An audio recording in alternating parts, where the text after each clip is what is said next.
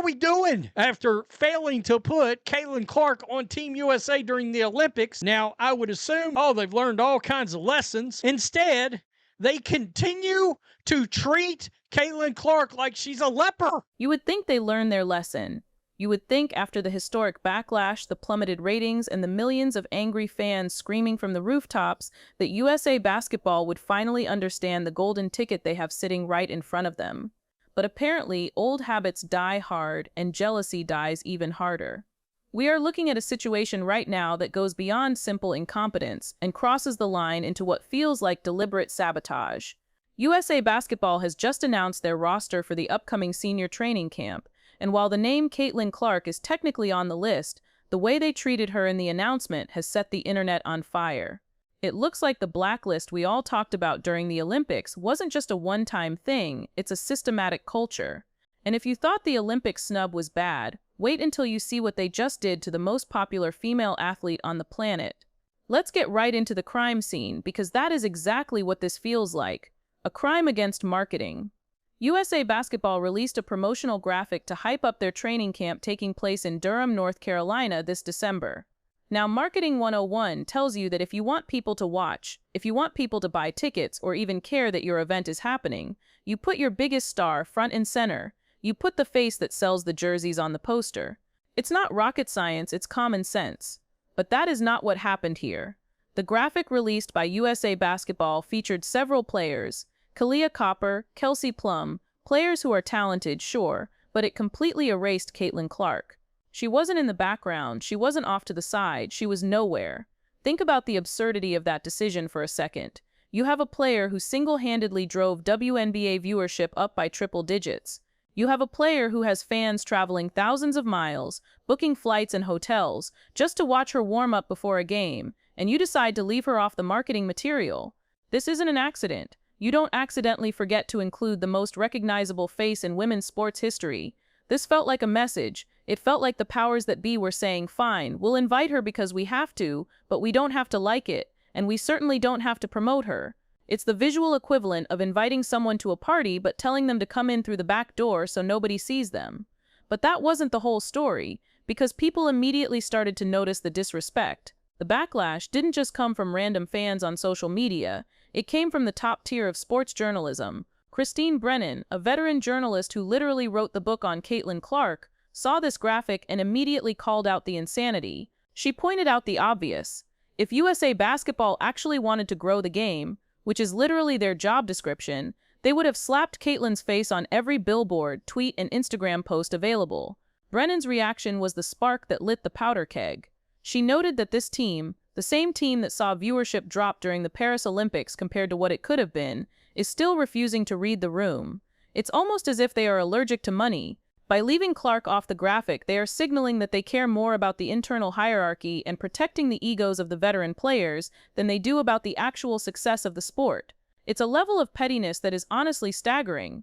When you have a journalist like Brennan, who has covered the Olympics for 40 years, telling you that you are failing at your basic mission, you should listen. But USA Basketball seems to have their earplugs firmly in place. They seem determined to prove that they are the gatekeepers, and they decide who the stars are, regardless of what the public or the wallet says.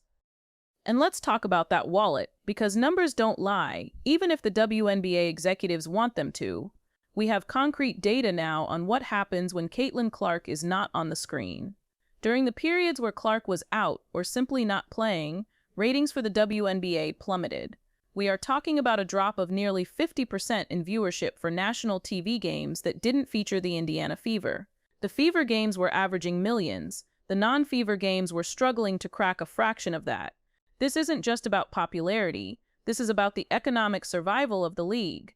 USA Basketball is funded by interest, by sponsorships, by eyeballs. By suppressing Clark, they are literally setting money on fire. Imagine the NBA in the 1990s leaving Michael Jordan off the Dream Team poster because they didn't want to hurt Clyde Drexler's feelings. It sounds ridiculous, right? But that is exactly what is happening here.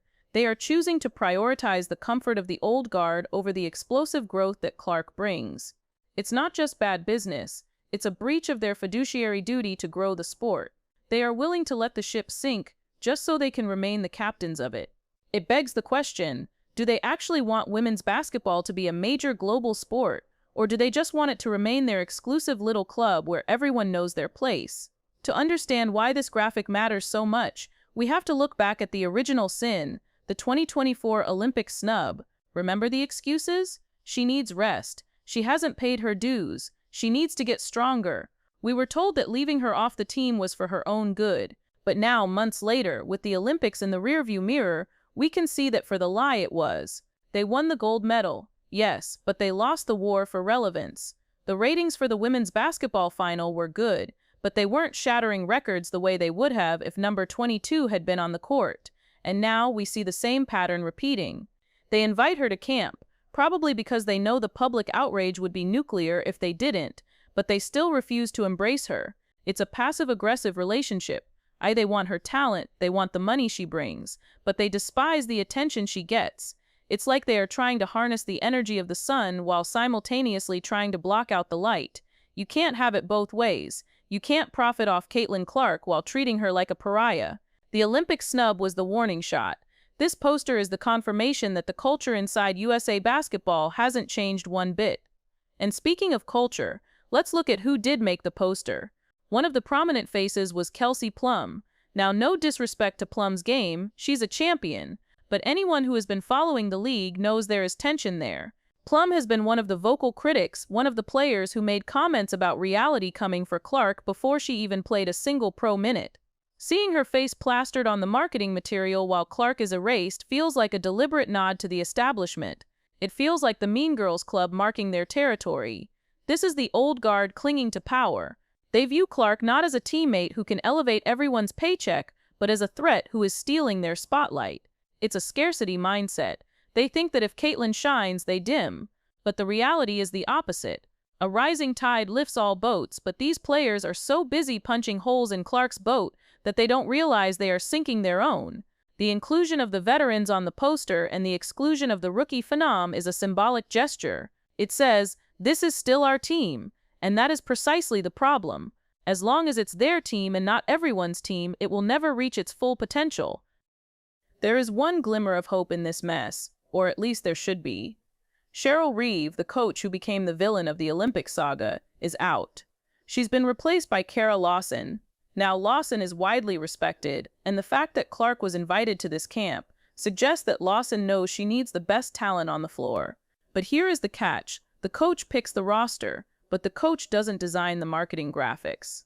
This suggests a civil war inside the organization. You might have a new coach who wants to turn the page, but you still have a marketing department and an executive branch that is filled with the same people who orchestrated the Olympic snub. It's bureaucratic sabotage. Lawson might be trying to build a bridge, but someone in the office is trying to burn it down before Clark can even walk across it. It proves that the rot goes deeper than just one coach. It's institutional. They changed the figurehead, but they didn't change the philosophy.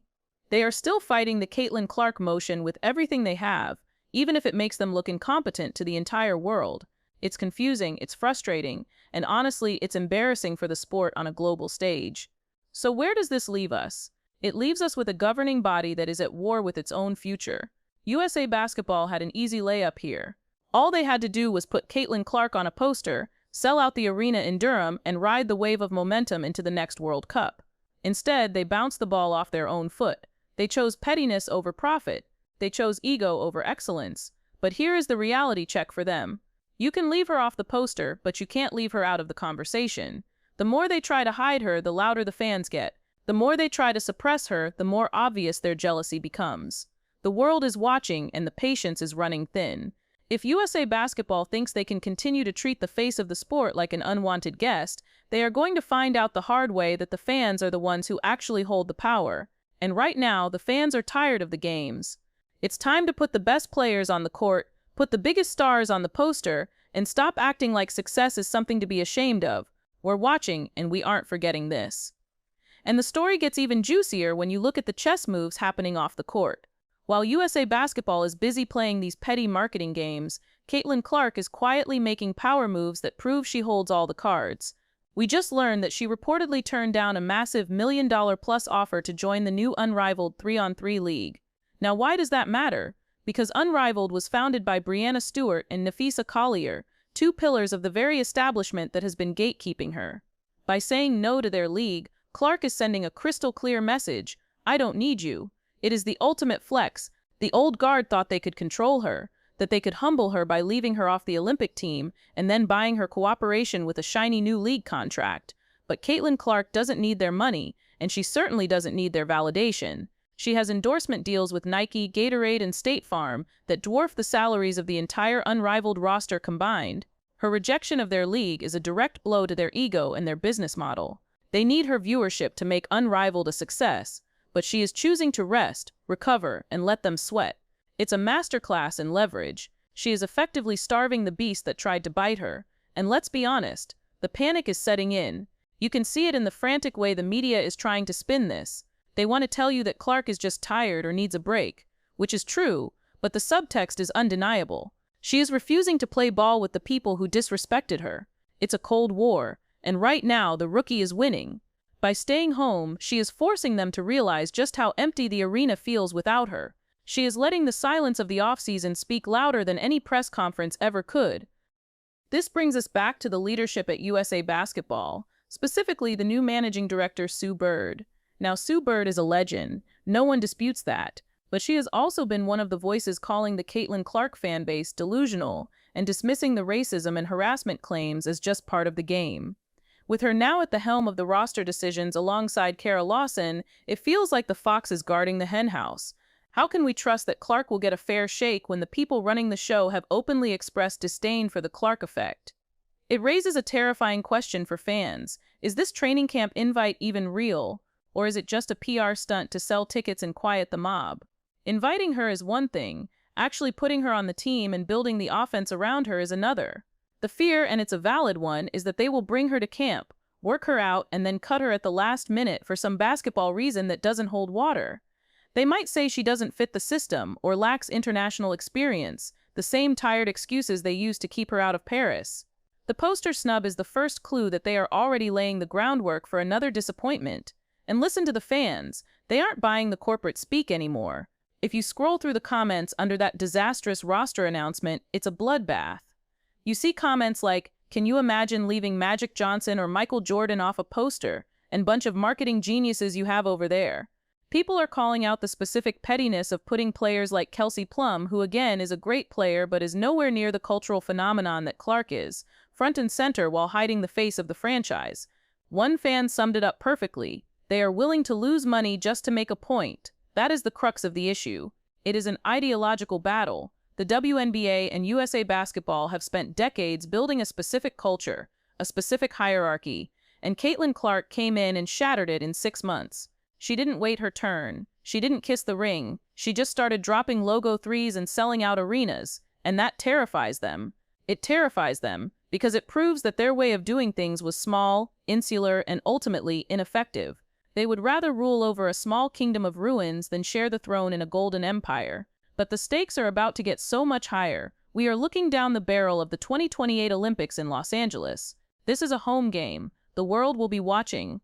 If USA Basketball fumbles this, if they field a team in LA that doesn't include the greatest shooter of her generation, it will be a national embarrassment. Imagine the scene. The Olympics are in America. The stands are packed, and the one player everyone wants to see is sitting in the stands because the selection committee held a grudge. It would be a PR nightmare that would stain the legacy of the program forever. They have a 4-year window to fix this, but the clock is ticking. Every time they pull a stunt like this poster snub, they erode a little more trust. They push the fans a little further away. There is a breaking point. You are already seeing it with the TV ratings. When Clark got injured and missed games this past season, the numbers didn't just dip, they cratered. We're talking about a viewership drop-off that would make a network executive weep. That is the market speaking. That is the people voting with their remote controls. And if USA Basketball thinks they are immune to those market forces, they are in for a rude awakening. The international community sees it too. Basketball fans in Europe, in Asia, in South America, they are baffled. To them, sport is a meritocracy. You play the best. You promote the best. They look at the United States, the supposed land of opportunity and capitalism, and they see a sports organization acting like a high school clique. It diminishes the respect for the American game. It makes us look petty and unprofessional. We are supposed to be setting the standard, not settling scores. And what about Kara Lawson? She is in an impossible position. She is a brilliant basketball mind, but she is sandwiched between a rock and a hard place. On one side, she has the old guard veterans who demand respect and playing time.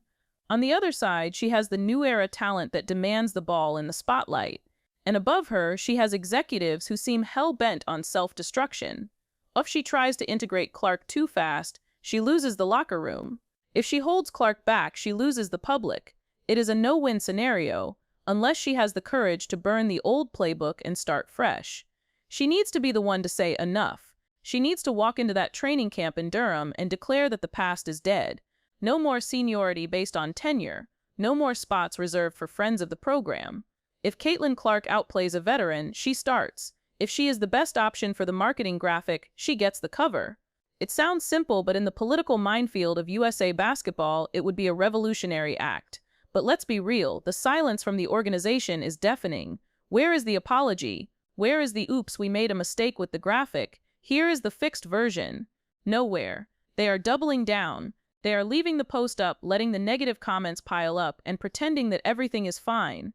It's a level of arrogance that usually precedes a fall. They think they are too big to fail. They think the brand of USA basketball is stronger than any one player, but they are forgetting that brands are built on stars.